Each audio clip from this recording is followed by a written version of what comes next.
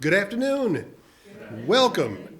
I'm Eric Wagner, the Executive Director for the West Virginia Humanities Council. Welcome to the first in our series of 4 little lectures for the 2023 season, Rose Agnes Rolls Cousins, Black Dreams in Blue Skies. I want to thank you all for joining us today, and I should also thank the council staff who have shown up to help out, as well as the council's program director, Kyle Warmack.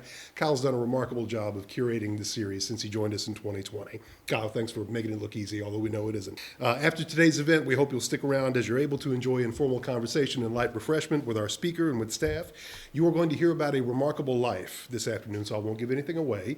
But I do have the privilege of telling you just a little bit about our speaker. I would not at all be surprised if Ilene Evans were already known to some of you. She is certainly familiar to the Council's History Alive audiences. Miss Evans has lent her talents as a presenter, scholar, performer, and theater artist to that program for 2 decades. And she is and has been one of the Council's most sought-after presenters during that time. She has portrayed an array of historical figures for that series, as well as other Chautauqua-style speaker series, and currently tours the state for us for History Alive as Harriet Tubman. Her credentials as a theater professional are extensive. She is a graduate of Illinois' Trinity College and East Tennessee State University. She also studied theater and dance at the University of Wisconsin and taught for a time at West Virginia's Fairmont State University and may still teach there. Is that correct? Is still a teacher at Fairmont State University. She is indeed the co-founder and artistic director of Voices from the Earth, a nonprofit theater arts organization whose offices are in Thomas, West Virginia. And as a working artist, Ms. Evans has shared the story of Black and African American culture and history with audiences of every age throughout the United States, as well as in Colombia, Scotland, Saudi Arabia, Kuwait, and elsewhere. It is to go on, but I will stop there, because if you have not had the opportunity to hear Ms. Evans speak, the most thoughtful thing I can do for you is get out of the way.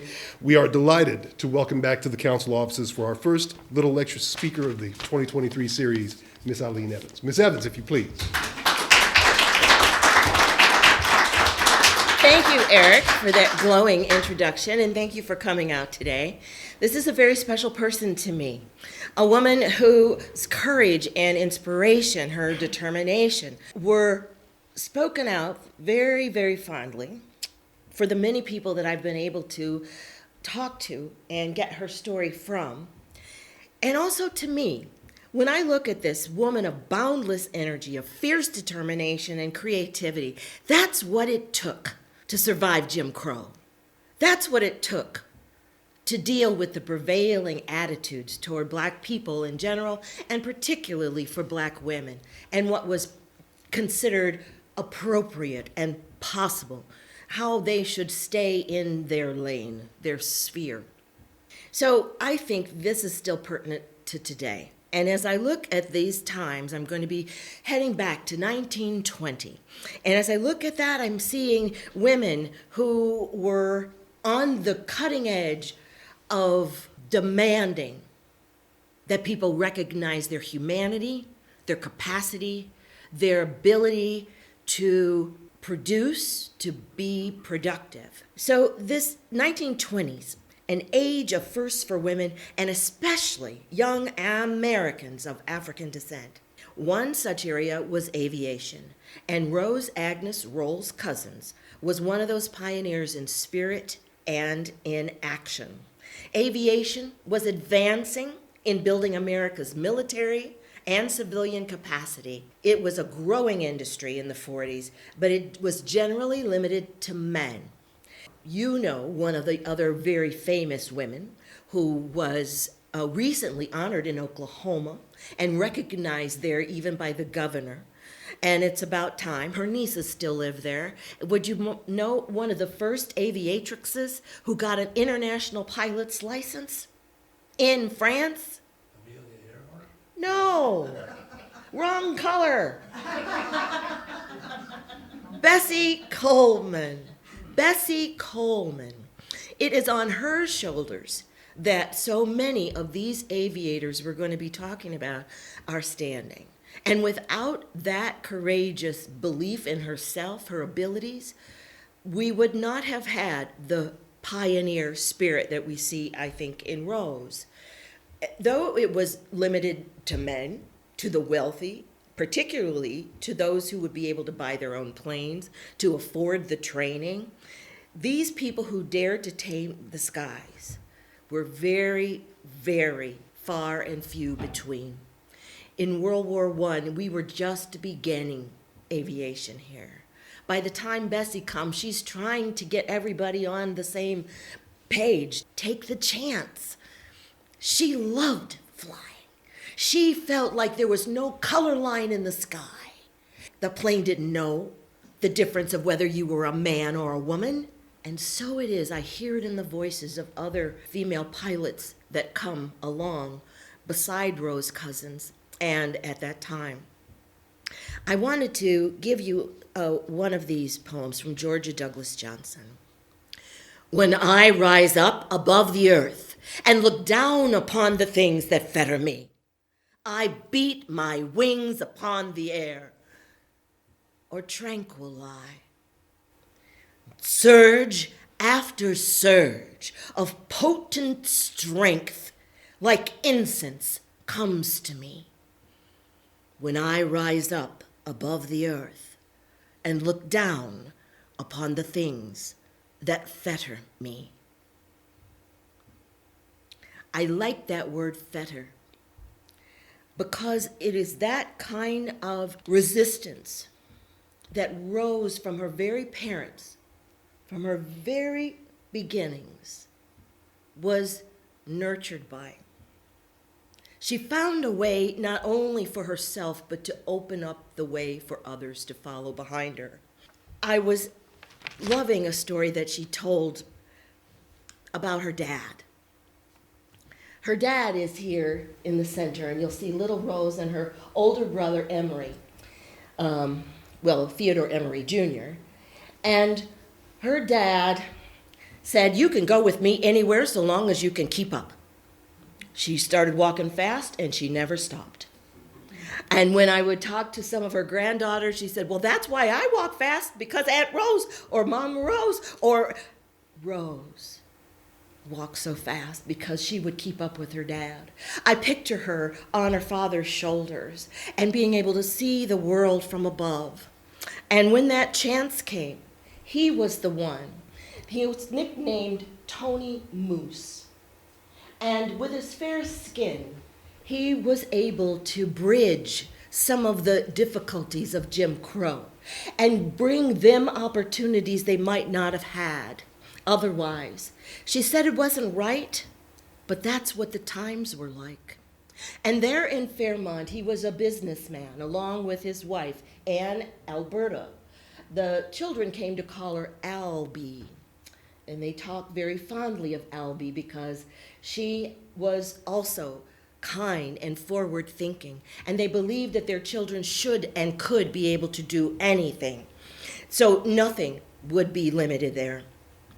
Rose Agnes Rolls defied the limits set for young ladies and let others know in no uncertain terms that she was not afraid of anything. And they encouraged them to dream. Rose had a dream, and that dream started after her father, who would take them out to the fields there in Fairmont when the pilots would come and they would bring their airplanes and they would do stunts. They would take those planes, takeoffs, landings, spins, turns, stalls. They would walk on the wings of the plane. Rose loved every minute of that. And as a little girl, 4 and 5 and 6, by the time she was 6, her father offered to take her up in a plane on one of those rides. They were charging $1 for a ride when they would come to the field. They might not be an airfield. It could be just a farm field with a fence around it. But Rose, her dad looked at her eyes, and they were so full of wonder. And he asked her if she wanted to go. Of course she said, yes! And so the pilot got them strapped into the back seat. These were biplanes, 2 sets of wings and 2 seaters. And usually in these planes, the pilot would sit in the front and then the guests would sit in the back.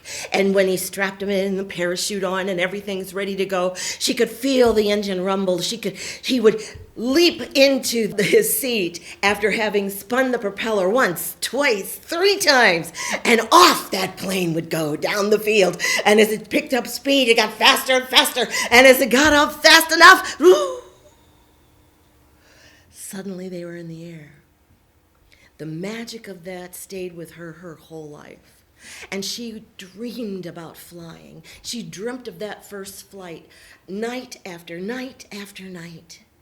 And so she knew in her heart that she was someday going to be a pilot. She would be sitting in that front seat.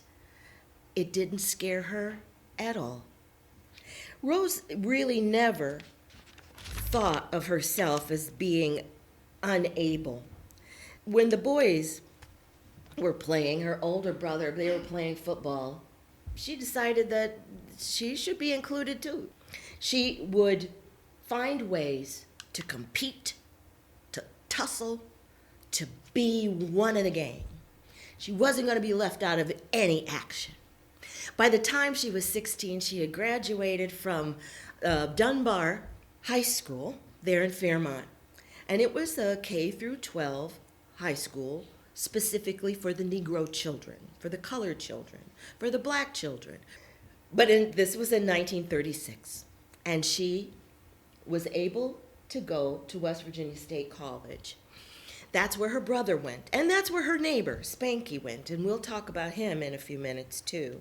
But West Virginia offered the most advanced levels of education for people of color at all levels, and she pursued a Bachelor of Science degree in Business Administration. Upon her graduation in 1940, she worked in the president's office. And that is the same office that was administering the civilian pilots training program. And James C. Evans was the one who was in charge of running it. She worked for him. And she wanted so much, as she saw what was required to be able to take that course of study, she wanted to take her chances now because she never forgot her dream about flying.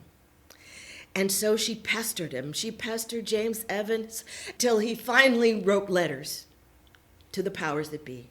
He let them know that he had one female student that was so persistent and dogged that what should he do? And they said, if she can pass the mental and physical exams, then she'll be able to get the instruction. Well, of course she passed. And James C. Evans was overwhelmed, and so she was part of Unit 1, the very first unit that West Virginia State was commissioned to train. Now, they knew that these men generally were going to be going into the military, but that didn't stop Rose. She wanted to join them, and she did. And as she got her training, she was followed by a friend and neighbor, George Spencer Roberts, and her brother. She was in the first unit, and they had already graduated. So they graduated in 38, and this is right about 1940. And so Spanky comes into the third unit in that next round as they bring in more and more students to get certified. So he was a lifelong friend as well as we find out later, they go down to Tuskegee together. 11 people go, 10 of the men from West Virginia State and Rose. So they go to Tuskegee to apply. But here, this is Wirtz Field. You won't see it anymore. Wirtz Field is the one right by West Virginia State. And so they had all of the provisions to create a really good, solid aviation program. And it was their program that Tuskegee modeled theirs after. And so I just thought it was nice to see this huge airfield that is now a big chemical plant.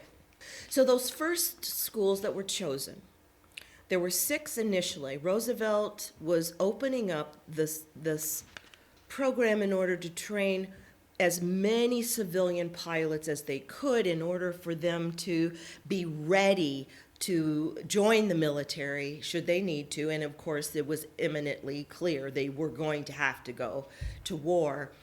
And so there were, I don't have the number of how many white colleges went, but there were initially 6 black colleges that were chosen. West Virginia State, Howard, Tuskegee, Hampton Institute, Delaware College for colored students, and the North Carolina Agricultural and Technical College. So Rose was the first woman to be trained in this program, and she took pride in that. She wasn't the only one, though, and I thought it was interesting. I would like to print these out for you, but I figured today we'll just do it this way. West Virginia State was the first civilian pilot training program sponsored by the Civil Aviation Aeronautics Association for a Negro college, the first and only CPT seaplane unit in a Negro college, and of course that happened right out here on this river. It was the first program to have a woman pilot, the first program to have a woman pilot on seaplanes, the first college program in place to place a man and woman member in the Civil Air Patrol. And so these firsts that West Virginia did, they were recruiting people from all over the world. Well, not really the world, but all over the nation, certainly. Because West Virginia State was the place. It was the place to come. And if you could get an education, this was where you wanted to be. And I find it really interesting. She had and kept pictures of James Evans because of his significance in her mind and her heart, that he gave her that opportunity. So what did they train on? Does anybody know what planes they used in order to train the lion's share of the pilots? Come on, all you smarty pants. This is the Piper Cub. You recognize the name now? Yes. The Piper Cub was a simple plane to fly, and they became really critical during the war because these are the planes that they are able to use strategically if generals are moving from place to place, or if they need to really be specific about where ordnance needs to go, or strafing needs to happen, or where the artillery folks need to set up. These planes then became really critical for all of that. And this is the plane that Rose would have trained on. And then, again, would be taking people up later in life to fly. So 6 black colleges were chosen.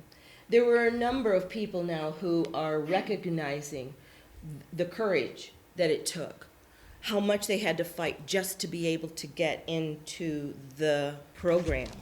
I wanted to give you a sense of the course studies that they took. First year, bear with me, see how your college background stacks up. First semester, English composition, language, Spanish preferred, college algebra, trigonometry, chemistry, mechanical drawing.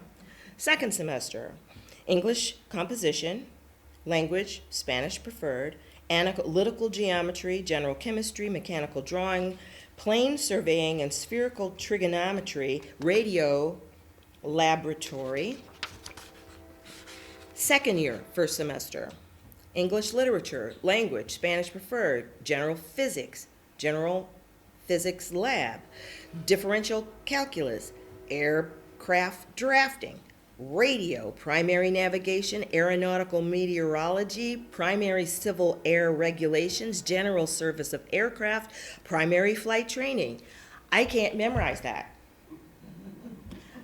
This is ground training. This is before you get to fly the plane. Yes?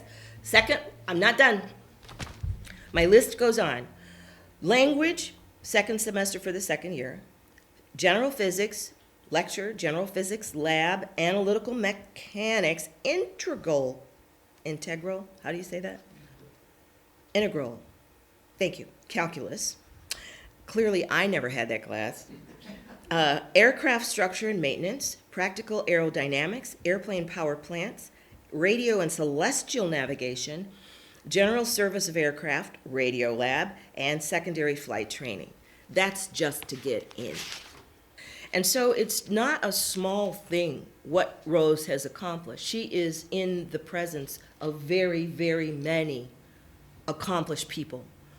And I've said this many times, and I keep saying it. Black schools at this time of segregation may have had second-class materials to work with at different points, but they had first-rate teachers and first-rate education. One of the things I thought was so impressive is that one of the professors there at West Virginia State, had been hired to teach music, but he had his own plane. And so he would often, it was not uncommon to see him flying the plane during the day and giving a piano recital concert in the evening. These were accomplished people. And I have to say that part of the background of why this gets kind of pointed to me, why did they expect so little from black scholars? Why did they expect so little from us as a people? And it comes down to a couple of documents that circulated and were used from the Army War College from 1925. This 33-page pamphlet will state absolutely, as if it is fact and science, based on what faulty numbers they bring from previous wars, that the Negro does not perform his share of civil duties in time of peace in proportion to his population. He has no leaders in industrial or commercial life. He has no part in government. Compared to the white man, he is admittedly of inferior mentality. He is inherently weak in character. The Negro issue should be met squarely. The War Department had no predetermined and sound plan for the use of Negro troops at the beginning of the World War. It had no adequate defense against political and racial pressure and was forced to organize Negro combat divisions and commission unqualified Negro officers. The results are well known. Well, the results are well known, but they're well known from a report published in 1919. This came out in 1925. This is by Emmett J. Scott. This documents the activities, both in picture and description, of the valor, the vigor, the victories of the black troops as they performed in Paris, in France, in wherever they were asked to go. And being on the battlefront, not only is this faulty history and faulty statistics, it completely ignores the work that had been done that had already been commissioned, as well as a book by two women who were nurses during the Red Cross with the American Expeditionary Forces. They also include firsthand images, documents, even poetry that came from these soldiers and stevedores. So it'll go on, and there's sections. The performance of the Negro in the past wars, it gives what it thinks that should be. And essentially, it's mentally inferior to the white man, reference A, most susceptible to the influence of crowd psychology, cannot control himself in the fear of danger to the extent of the white man can. The Negro is physically qualified for combat duty. He is by nature subservient and believes himself to be inferior to white men. This is what they're teaching generals. Generals teach their people in their command. Why did they expect so little from us? Because they have been taught that we cannot and would not be able to stand the pressure of combat or have the mental capacity to handle a complicated machine. These lives that we're looking at fly in the face of that. So West Virginia State gets to declare Rose as one of the first women. They leave from Institute to Tuskegee, Alabama. Rose goes right along with them as they go down, believing that she can talk her way in, the way she talked her way in with James Evans. That maybe if she could explain to them just how amazing and wonderful she is, they would make room for her. Well, of course, they take one look at her as the men line up, and of course the answer is no. But does Rose stop? Say, no, Miss Ilene. She finds somebody there on campus, one of the instructors, who is willing to take her up. And she shows him what she's made of. She can go home with this. If you had been a man, I'd have brought you into the program. And so she has to leave the men that she has grown up with, that she has come to care for. They've shared a lot of struggles to get there, and she has to go back home. But she doesn't just go back home. She does start to help build the program and bring more recruits in. She keeps instructing others, and she becomes one of those instructors. And when the women start, the women service pilots, she applies to them. And can you imagine what their answer is? For her race, she is denied. I was looking at the numbers. They really were active about 16 months during the war, ferrying planes back and forth. She knew she could do that, and she was certainly qualified to do that. It says there were 25,000 women who applied. Can you guess how many were accepted into the program? Now, this is white women. If 25,000 women applied, oh, just throw out a number. 100? Oh, you're not that far off in a way. I mean, it's very staggering to me. Out of the 25,000 who applied, 1,879 were accepted. How many completed? 1,074. And they were active throughout the war. I think Rose would have really bloomed as a pilot had she been able to join them. And she would have come back with her own stories. She returns to Fairmont, overeducated, can't get a job that really reflects her skill sets, ends up teaching at Dunbar School here, the colored school, mathematics and Sunday school. So this is her mom. When she comes back, her father and grandfather have passed away. The colored school had enough for about 600 students. And so it was a very successful and well-managed school. The principal who was there was a hero in the community. She comes back, she starts doing civil rights work. She also, as a member of the community, understands how to organize. It takes her some time to find her feet when she comes back. She continued to work with the theater and theater groups, active in the community on so many levels. So looking at her joyful relationships, her involvement in the church, and this is a woman who continued to break barriers her whole life. I see our time is up. I wanted to end with this poem today because I think this comes right out of her. Your world is as big as you make it. I know, for I used to abide in the narrowest nest in a corner, with my wings pressing close to my side. But I sighted the distant horizon where the skyline encircles the sea. And I throbbed with a burning desire to travel that immensity.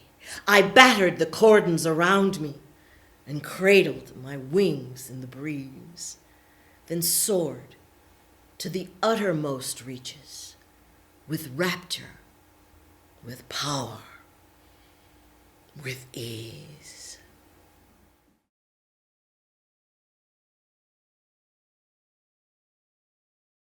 It's different in every county. When I learned this through Memphis, Tennessee Garrison. So as different counties were opening up education for black folks, it kind of depended on how many there were and who was available to help teach them. In Elkins, they didn't have a high school. They had to go someplace else. In Welch, they built the high school little by little. So eventually they were able to cover all 12 grades. Dunbar was not that different from that. And so they built up into the high school range. But there were only a few choices for college, for secondary, for keeping on going. There was Storer, Bluefield, and West Virginia State.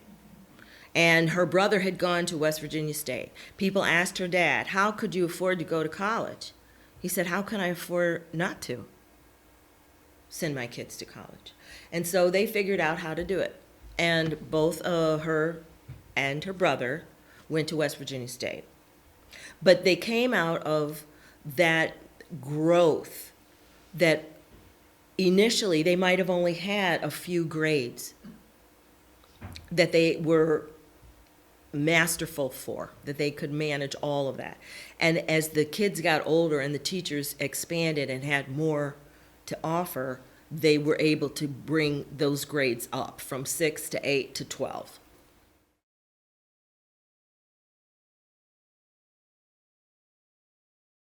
Up by Fairmont State, there's a small airfield. And that's the airfield she used the most. And she never did own her own plane. But through that small airport, she was able to go with friends and other people and fly up and give lessons. And once a year, I'm told, they would have one of those barnstorming days. And they would have people come that wanted to try it and see what it was like. And she would take people up for rides in the airplane. Up until her 70s. And she wanted to do a parachute jump, and they tell me they tell me that she got somebody to agree to let her do a parachute jump. I don't know. I've got to corroborate that, but I have a feeling that if she could, she would. Not reckless, fearless, but not reckless.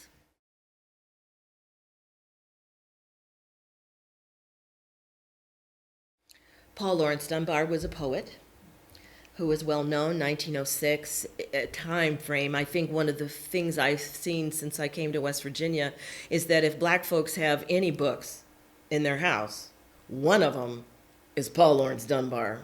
The other one's probably the Bible. And the third one would be Shakespeare. And I don't know if you've ever seen, Shakespeare was so available through some of the kind of mail order catalogs. People could get these little tiny versions of, I have a whole set that somebody got rid of. I was at a library get rid of it up in Berkeley Springs at the library there. Whole set of the Shakespeares. And they're in these tiny little, but every word, it's right there. Nicely done. And so this kind of mail order ability gave access, literary access, that people wouldn't have otherwise.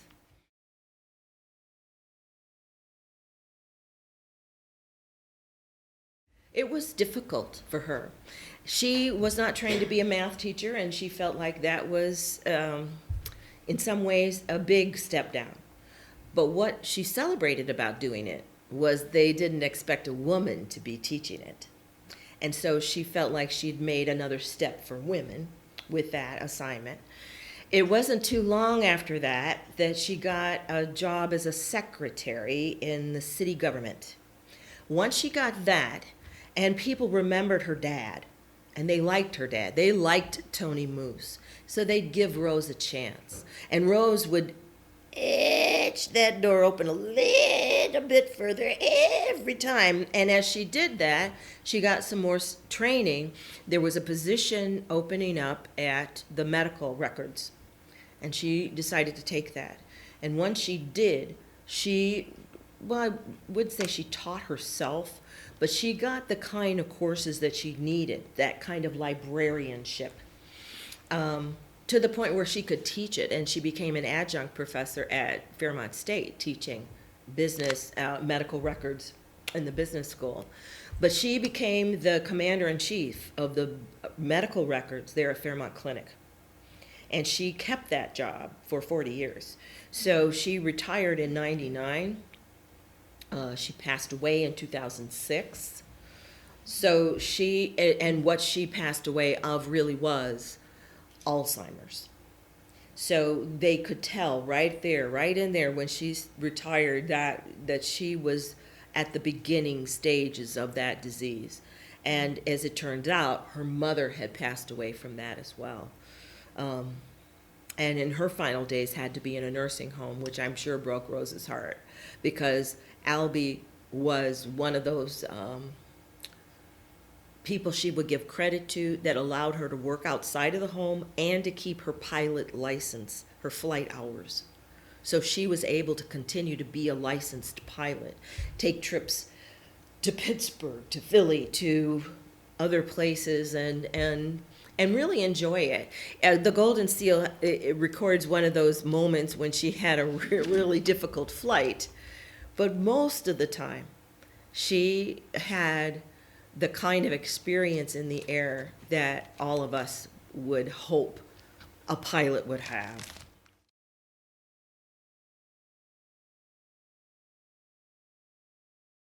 I don't know about the longest flight. I know I can tell you a little bit about her solo flight that she had to do in order to pass the course, in order to get her certification, because they would take off from Wirtz Field, and then they would have designated fields and places that they would stop, and people would record their flight, their landing, their flight, their landing. So she made it from Institute to Parkersburg, and then from Parkersburg to a place in Ohio where there was a field and somebody recording there. And evidently, until she passed away, that yellow recording book was still in the family's possession. So I'm looking for it. But I don't have it yet. Yes, sir.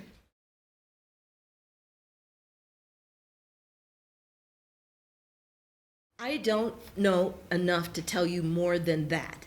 I know that she had been going to these annually, and that the men knew her, and they were the friendships and the bonds between these people had continued. And I think that they pushed for it to happen. There were so many different organizations to which she belonged, especially things that related to aviation, and she would be invited to different groups, whether it was Urban League or Seroptimist International, or some of the new female pilots would invite her to come and speak. And one of the ones I have a quote from is, "You are the wind beneath our wings." So she was able to influence female entrances into aviation.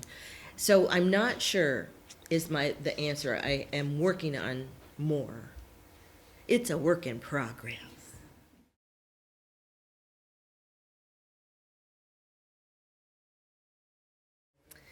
I've been asking. I can't find it. The closest that I'm getting to her right now is the one she did in Golden Seal, in terms of certain things.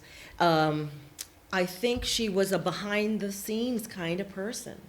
And so she was, I keep asking, and so I'm still asking, for what specific civil rights actions she took, because she was a part of the NAACP for her whole life. She was a part of different actions that happened in Fairmont. For example, I said she was sitting in before there were sit-ins. She also helped the actual sit-ins when they were trying to get the restaurants to open up to the black community. But when she was young, before she went off to college, there were times where she defied the segregation code. She went into the movies. She was supposed to sit upstairs. She didn't want to sit upstairs. She sat downstairs. And here comes the usher and says, "You need to move." And she says, "I'm not moving." And he said, "I'm going to get the manager." She said, "Go ahead."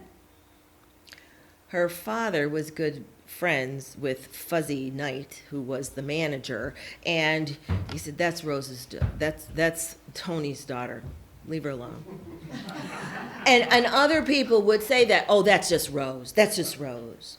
But what Rose was doing was making room for them too.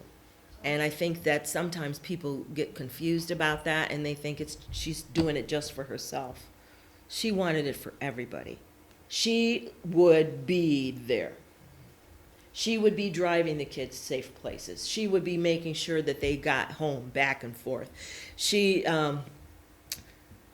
And that's why I've been asking what the civil rights, because there were sit-ins and there were marches and there were different things, and she would have been supporting, and her daughter Nikki would have been right in the middle of it. But Rose was the foundation.